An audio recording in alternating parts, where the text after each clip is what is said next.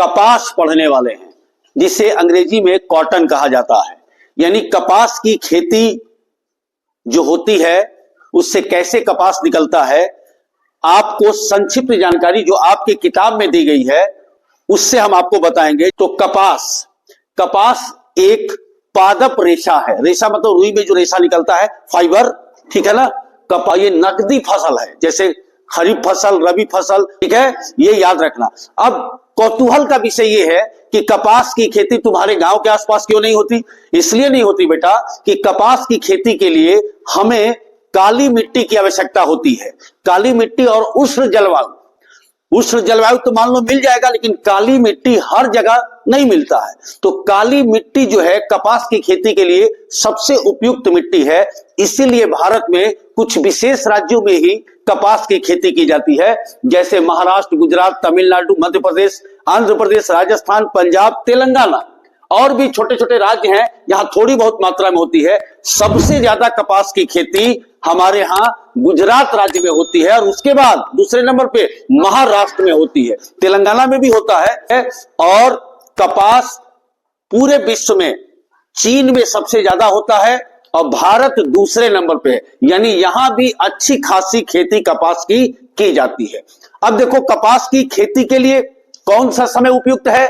तो आपके किताब में जो दिया गया है, आपके किताब में दिया गया है कि बसंत ऋतु से पूर्व इसे बो दिया जाता है। बसंत ऋतु के पूर्व बोया जाता है, लेकिन व्यवहार में ये मार्च अप्रैल में भी बोया जा सकता है, ठीक है ना। ये याद रखना होगा।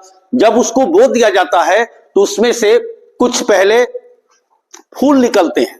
फूल जब निकलेगा तो हफ्ते दिन में क्या होगा, वो झड़ जाएगा, ठीक, झड़ जाएगा यानी गिर जाएगा पौधे से, और वह पौधे में छोटे छोटे आपके धीरे धीरे हरे रंग के नींबू के आकार के फल उसमें आने शुरू हो जाते हैं। और जब वो खेतों में पूरा पक जाएगा तो वो फटने लगता है, फट के ऊपर रुई बाहर दिखाई देने लगता है। जब बड़े बड़े खेतों में जहां कपास की खेती होती है आप देखोगे तो लगेगा बर्फ की चादर से ढकी हुई है वो। अब उसको उसमें से तोड़ करके निकाल दिया जाता है। अब देखिए जो कपास के बीज होते हैं उसका क्या नाम होता है, पूछा जाएगा, क्या नाम है? बिनौला। याद रखना। देखिए यहां चित्र के माध्यम से हमने दिखाया है कि होता क्या है कि कपास के जो गोलक हरे रंग के होते हैं नींबू के आकार के, उसमें प्रत्येक गोलक में 3 से 4 बिनौला बीज होते हैं, 3 से 4। उसको मजदूरों द्वारा निकाला जाता है। आजकल तो नए नए मशीन हैं, उससे निकलता है।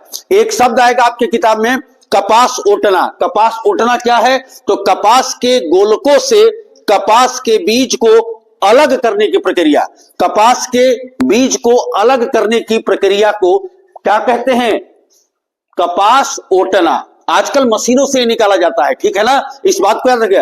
रुई तो सबने देखा है ना। देखिए एक प्रोजेक्ट हम लोगों ने बनाया था ज्वालामुखी का, तो ये रुई यूज किया था, ये किया था ना, तो इसे ही रुई कहते हैं। ये जो देखिए ये सब रेशा है, ठीक है। ऐसे ही वो कपास के पौधे से ये रेशा निकाला जाता है, ठीक है। इससे क्या क्या बनता है सबको पता है।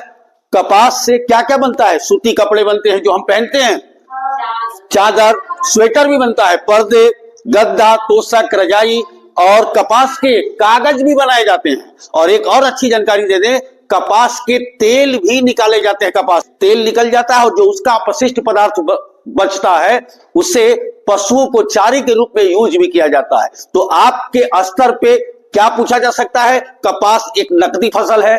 कपास के उत्पादन के लिए कौन सी मिट्टी चाहिए? उसमें बीज जब डाल दिया जाता है, हाँ एक चीज और, कितने दिन में तैयार होता है? 2 से 2.5 महीने में ये तैयार हो जाता है। इसको कहा जाता है कि कपास की झाड़ियां। बहुत सुंदर लगता है जब पूरा सफेद दिखाई देता है, चादर से वो ढक जाता है। ठीक है, धन्यवाद।